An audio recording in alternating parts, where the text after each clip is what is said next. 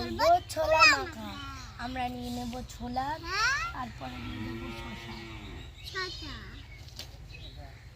তারপরে দেব টমেটো, তারপরে দেব তেঁতুল কুচি, তারপরে দেব পেঁয়াজ কুচি, এবার দেব লেবু, দাঁড়া লেবু লাস্টে, তারপরে দেব লঙ্কা, আমি দিচ্ছি না, তারপরে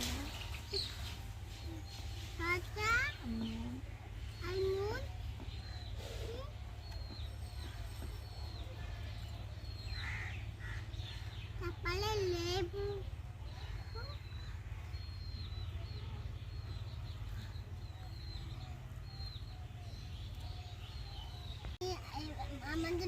আমাদের মাখা হয়ে গেছে। এবার আমরা টেস্ট করে দেখবো। খুব দারুণ হয়েছে, খুব টেস্টি হয়েছে। Tata tata.